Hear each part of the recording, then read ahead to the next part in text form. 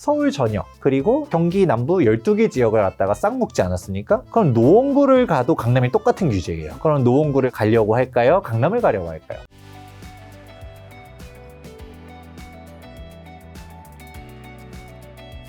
이제 소장님과 함께 이제 2026년 부동산 시장 전망하는 시간을 가지려고 하는데, 이제 그 사이에 또 이번에 박사 논문이 통과되셔서 이제 소장님 외에 또 박사님으로 불러도 되는 2월달에 졸업식이 있으시다고 축하드립니다.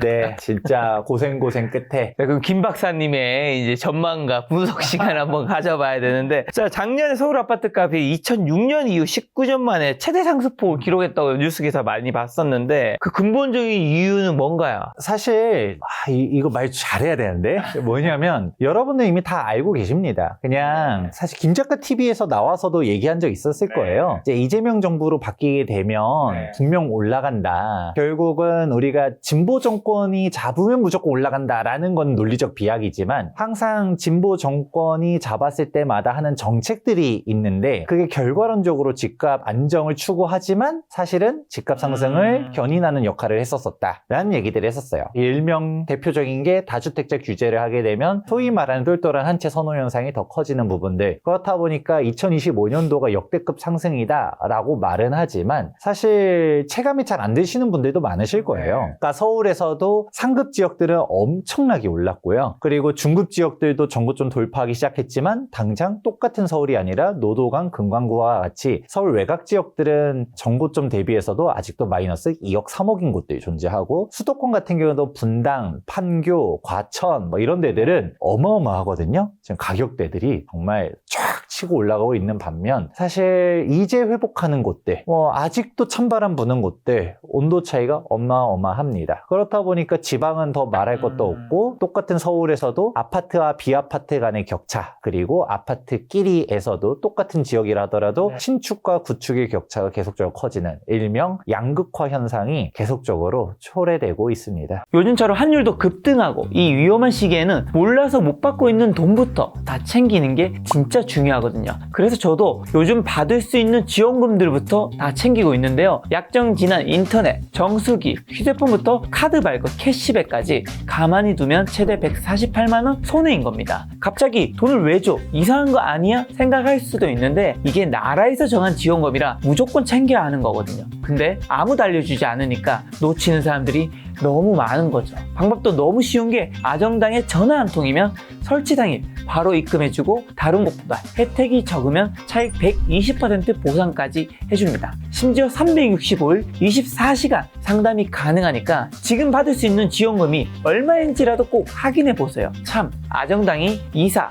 청소도 잘하는데 마음에 안 들면 전액 환불까지 해줘서 주변에서도 만족도가 높더라고요. 몰라서 놓치고 있던 이런 지원금부터 챙기는 게 진짜 재테크 아닐까요? 말씀하신 대로 작년에 상승률 1위를 기록한 게 송파구 24%, 성동구 22%, 강남구 20%, 광진구 20%, 경기 가천시가 20%, 성남 분당구가 20.56% 열기가, 그럼 올해도 이어진다고 보시나요? 정말 안타까운 말씀을 드리자면 이어진다 정도로는 부족한 것 같아요.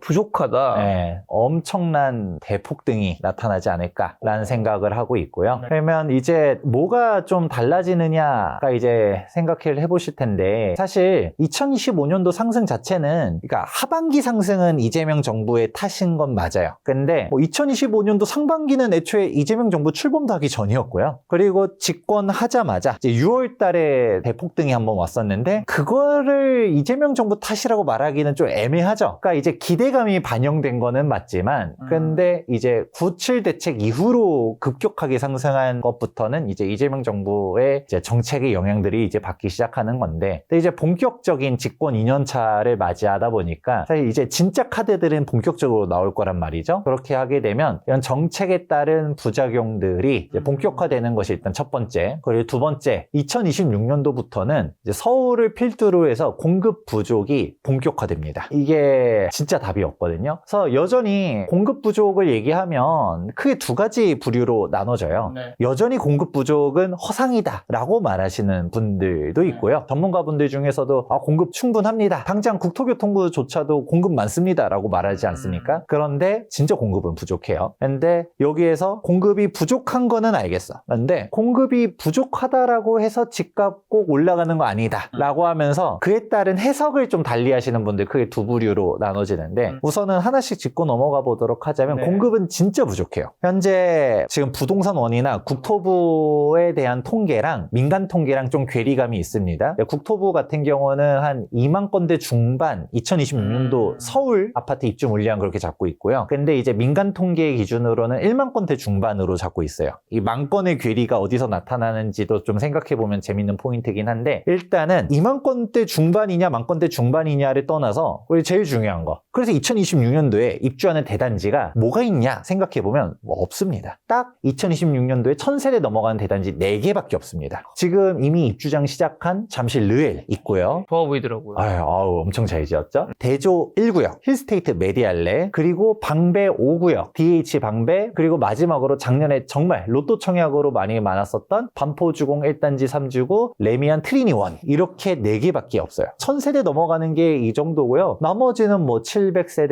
600세대, 500세대, 300세대 뭐 이런 식으로 갔다가 쭉쭉쭉쭉쭉 떨어집니다. 네. 그러면 진짜 물량이 없네? 라는 생각을 할 수밖에 없고요. 1만 건대 중반이 중요한 게 아니라 여기서도 여러분들이 원하는 대형 평수고 여기에서도 또 다 입지는 좋은 데들 원할 텐데 전 또 여기서도 대조 1구역 은평구 싫어요 라고 하면 또 할 말 없잖아요. 사실 대조 1구역도 저는 진짜 좋게 보거든요. 금액대에 맞춰서 가야 되는데 근데 여기서도 이거 거르고 저거 거르고 아유 세대수 여기 500세대는 너무 작습니다 이러기 시작하면 답이 안 나오는 거고요. 그러면 국토교통부의 물량은 뭐야? 어디서 나온 거야? 라고 하게 되면 여러분들 못 들어가는 청년주택이라든가 뭐 등등등등등 5만 가지 임대주택들을 다 포함시켜가지고 그게 산출하고 있다. 그래서 실제로 여러분들이 건들 수 있는 주택이 얼마나 있는지를 잘 생각해보면 공급 부족은 이제는 현실이다 라고 말씀드립니다. 공급 부족이 올해도 심하고 2027년과 28년에 또 굉장히 심한 건가요? 네, 여기서 사실 더 공포스러운 거는 2026년도 딱 올해만 일시적으로 공급 가뭄이면 내년에 좀 기다리세요 라고 할 수라도 있는데 26년도 없고요. 7년도 없고 8년도 없습니다. 그러니까 이게 결국은 아파트라는 거 자체가 공사를 함에 있어서 예전에는 30개월이라고 했어요. 2년 반이죠. 근데 지금은 3년도 부족하다는 얘기예요. 주 52시간이니 중대재해처벌법이니 노란봉투법이니 사실 건설 시장을 옥죄는 사항들이 너무 많아지고 뭐 우천시는 이제 뭐 콘크리트도 타설하지 말라고 하지 않습니까? 그러면 도대체 언제 공사를 하느냐라는 얘기가 나오는데 그래서 실제로 최근에 이제 시공사 선정하는 현장들 보다 보면 공사 기간 4년 지시하는 곳들이 많이 늘어나고 있어요. 그러니까 뭐 초고층 공사 이거는 뭐 5년 6년도 걸리는데 그게 아니라 일반적인 아파트 짓는 것도 그냥 4년씩 제시 뭐 이런 식으로 가는 게 요즘 현실이다 보니까 원래 예상했었던 물량들도 계속 뒤로 밀리는 게 있고요. 그리고 재개발 재건축에 대해서는 뭐 이미 다 아는 현실인데 박원순 전 서울시장님 시절에 이제 정비 사업을 400개 넘게 해제를 해버립니다. 그거에 대한 유탄이 이제 오는 거죠. 당장은 오지 않았습니다. 해제를 시켜도 기존에 있었던 정비 사업들 남아있었던 사업들이 꾸준히 이제 진행하면서 입주도 하고 했는데 이제는 절벽이 다가오는 거고 오세훈 시장 체제로 오면서 새롭게 정비구역 지정을 했었지만 그런 곳들 중에서 좋았을 리 인간한 곳들 어디 있냐라고 하면 손에 꼽습니다. 대부분은 이제 정비구역 지정된다거나 정비구역 지정을 위해서 수립을 준비하고 있다거나 이런 식으로 하고 있기 때문에 해당 지역들이 입주까지 가려면 여기서부터 최소 10년, 15년, 20년씩 이제 쫙 지나가야 입주이기 때문에 현재 움직이는 사업들은 다 전에 움직이던 사업들. 그러니까 현장들이 하나 둘씩 이제 마무리가 되니까 공급이 단기간 내에 개선되기가 요원한 거죠. 그래서 공급 감소에 대해서 이제 현실적으로 해결하기는 어렵고 그렇다 보니까 서울을 필두로 해서 그렇게 움직여지는 거고 경기권역도 여전히 공급이 많은 데들은 있습니다. 근데 이제 많은 데들을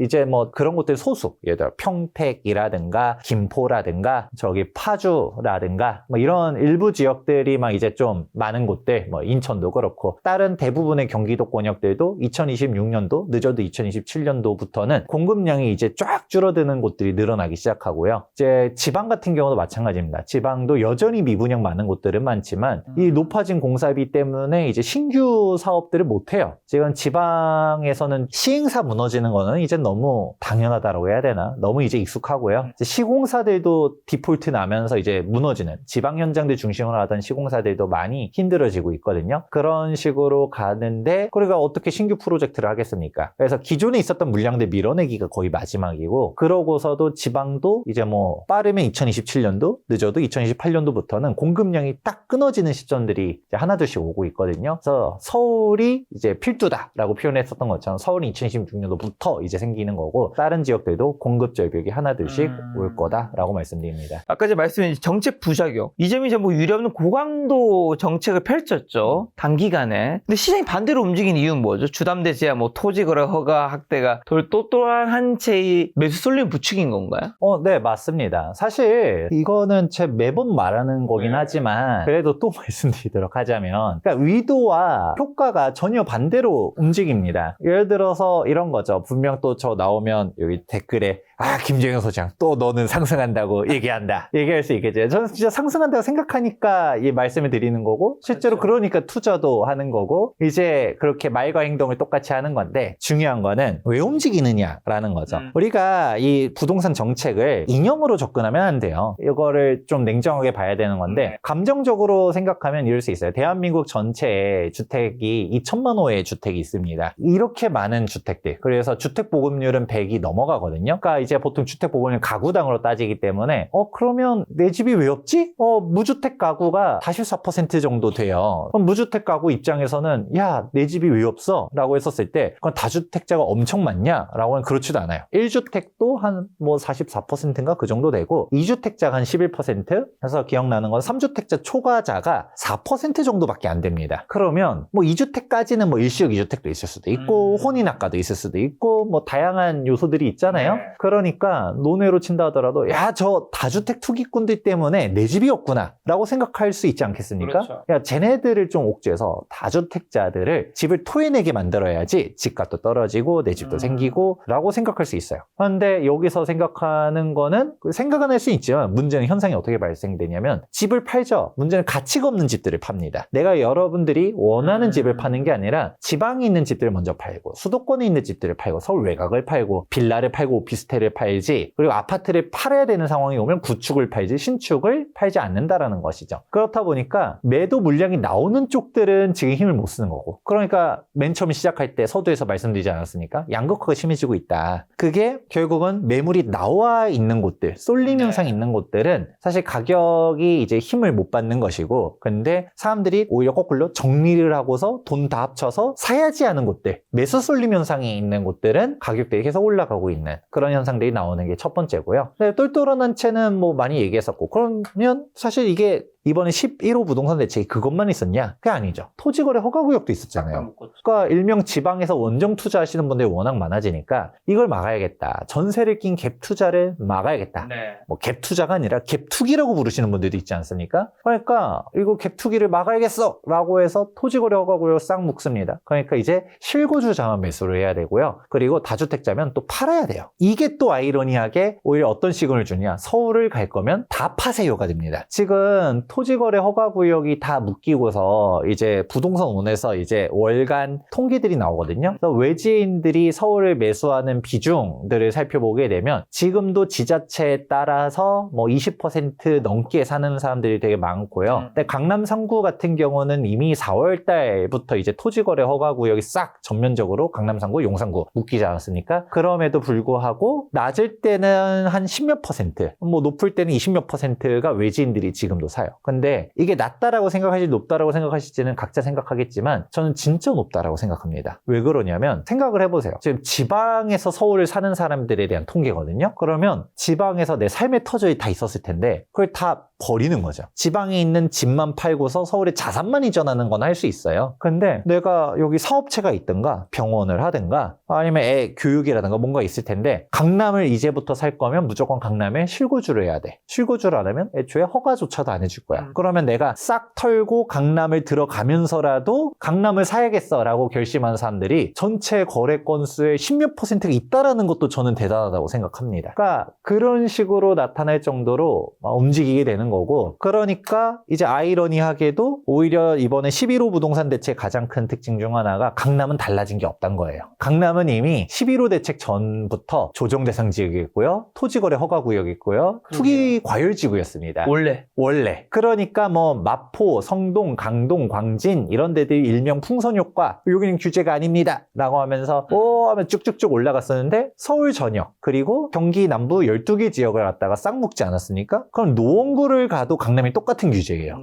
그럼 노원구를 가려고 할까요? 강남을 가려고 할까요? 예전에는 성동구까지는 그래도 뭐 강남은 좀 많이 오른 것 같기도 하고, 성동구는 규제도 없고 개부를 살까? 마포구를 살까? 이런 식으로 생각할 수 있었던 사람들이 마포구랑 강남이랑 똑같아. 그러면 이제 허들이 뭐 낮아진 건 아닌데 허들이 똑같아진 거죠. 어차피 이 허들은 점프를 해야 돼. 그러면 어디를 갈 것이냐 하고 보니까 강남을 가자 해버려서 오히려 현재 시점에서 마포구, 성동구, 강동구는 조금 잠잠해요. 그러니까 가격이 오르긴 오르지만 급격하게 오르기보다는 조용조용하게 거의 약간 강보합 느낌으로 간다면 11호 부동산 대책 이후로 지금 강남권역은 연일 신고가거든요. 그게 상식적으로는 당연한 겁니다. 강남은 규제가 하나도 안 바뀌었어요. 근데 오히려 비규제 지역들이 규제 지역, 즉 이번에 11호 부동산 대책 한마디로 표현하면 그냥 비강남 규제라고 볼 수 있거든요. 그러면 규제의 광역화는 종종 규제 지역에 상대적 규제 완화 효과가 생깁니다. 그러니까 같은 돈이면 뭐 라는 생각을 하고, 물론 같은 돈은 아닙니다만 돈이 있는 사람들 입장에서는 굳이 이제 다른 데를 선택할 동기부여가 사라지는 거죠. 여기도 실거주, 여기도 실거주면 강남 가지 뭐라고 하기 때문에 돈 있는 사람들의 이제 딱 눈높이에 맞춰가지고 싹 움직여지는 그런 현상이 나타나고 있다. 그럼 강남은 들어가서 송파구가 전국 상승 1위를 차지만 강남 3구 중에서도 독보적인 폭등세를 보인 배경은 뭐고, 그리고 광진구나 성동구 등 이른바 한강벨트 지역이 또 두 자릿수 상승률 기록하면서 강세를 보인 이유는요? 일단은 마포구, 성동구는 앞에서도 말이 나왔습니다. 강남 3구랑 용산구가 규제 지역으로 이미 묶여져 있었다가 다른 데로 퍼지기 시작한 거는 11호 부동산 대책 때문이었거든요. 그렇죠. 그 이후로 규제가 된 겁니다. 그러니까 사실 그전에는 강남 쪽이 미친 듯이 올랐었다가 마포, 성동구가 올라가기 시작한 건 2025년도부터예요. 그래서 구체적인 금액으로 설명을 한번 드려보도록 하자면 2021년도가 이제 정고점이라고 했었을 때 이제 2022년도에 한번 크게 하락을 했었고 2023년도부터 다시 회복을 쭉 하기 시작했습니다. 그러면 여기서 회복을 했다 하더라도 강남은 이미 2023년도부터 정고점 회복해버리고 쭉쭉쭉 뚫고 가기 시작했거든요. 그런데 마포구, 성동구 같은 경우는 정고점이 신축 대장이 그 전에 20억, 21억이 정고점 실거래가였었어요. 근데 이 정고점을 뚫은 게 언제였냐? 2025년도 상반기였습니다. 2025년도 1, 2월 달만 하더라도 정고점에 인접하게 그렇게 갔었는데, 이미 강남은 그때 정고점을 뚫고서도 10억, 20억 넘게 올라간 상태였었고요. 그러니까 마포구, 성동구는 왜 여긴 안 올라가지? 막 이러고 있었다가 이제 어떤 상황이 나오냐? 강남 3구, 용산구를 이제 정확하게 3월 하순에 토지거래 허가구역을 싹 묶어버립니다. 그러니까 마포구, 성동구 그때부터 본격적인 불꽃 상승장이 나오면서 지금 마포, 성동, 강동은 30억 실거래가를 찍은 단지도 생겼거든요. 그러면 이게 사실 반년 만에 10억이 오른 겁니다. 그러니까 강남 10억 오른 거랑 차원이 다른 게 20억짜리가 그냥 30억이 돼버린 거예요. 그러니까 상승률이 장난 아니고 그 기간도 압축적으로 오른 거잖아요. 11호 부동산 대책 나오기 직전까지 4월부터 이렇게 하면 쫙 반년 만에 올라간 거기 때문에 엄청 뛴 겁니다. 그래서 이제 규제 지역이 딱 강남 3구랑 용산구를 묶이면서 풍선 효과가 터진 게 일단 첫 번째였었고요. 그러면 이제 두 번째로 오케이, 마포, 성동, 강동 올라간 거 알겠어. 근데 송파구는 왜 이렇게 많이 올랐을까라고 하면 사실 지금 송파구가 가장 부동산 시장의 핫키워드긴 해요. 어떤 의미로 핫키워드냐면 잠실이 미쳤어요. 잠실이 기사 이미 보신 분들이 있을 텐데 잠실 르엘이 48억에 거래가 됩니다. 84 타입 기준입니다. 33평형. 그러니까 이걸 보고서 다 뒤집어졌어요. 그러니까 아직도 잠실 엘리트는 30억 중반이 있거든요. 원래 처음에 잠실 르엘, 잠실 레미안 아이파크가 40억, 41억 거래될 때만 하더라도 뭐 신축 효과로 갔다가 가나 보다 라고 했는데 48억을 찍어버리니까 아무리 신축이 좋다라고 해도 이렇게 벌어져야 되는 건가? 그리고 엘리트 주민들은 나름 프라이드가 있거든요. 우리는 진짜 잠실동이다. 물론 다 잠실이고 다 좋지만 우리가 학군도 더 좋고 약간 이런 생각들이 있었는데 거기 또 잠실 르엘 한강변도 아니잖아 라고 생각하다가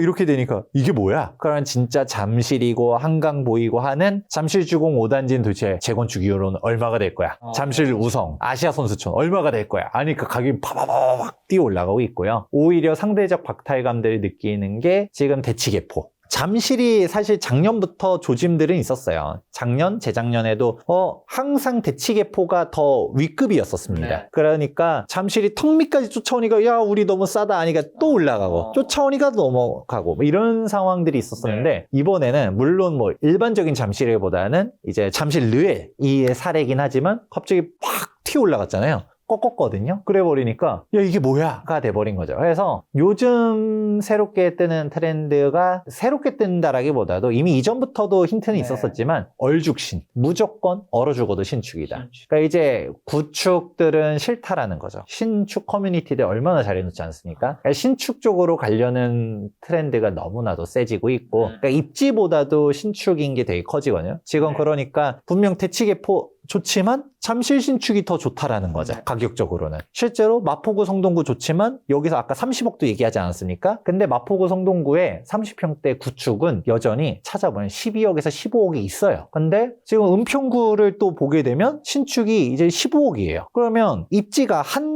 단계가 아니라 두세 단계를 넘어가도 마포 성동구의 구축이랑 은평구 신축이랑 이제 맞먹는다라는 거죠. 그러니까 그만큼 사람들이 구축 싫다라는 거고 신축을 그만큼 더 찾는다라는 게 이제 새롭게 나오는 트렌드. 그리고 두 번째, 가면 갈수록 한강변에 대한 프리미엄이 더 높아지는 것 같아요. 이게 한강뷰가 되고 안 되고가 중요한 게 아니라 당연히 되면 더 좋겠죠? 근데 되는 단지들이 가격을 어마어마하게 잡아주니까 한강뷰가 안 되는 곳들조차도 후광 효과들이 있기 시작합니다. 그래서 강변, 일명 한강벨트 쪽에 대한 가격 움직임이 전통적인 입지랑 좀 따로 놀기 시작하고 있습니다. 그러니까 우리가 송파구라고는 해도 사실 전통적인 강남은 서초 강남이 강남이지. 송파네.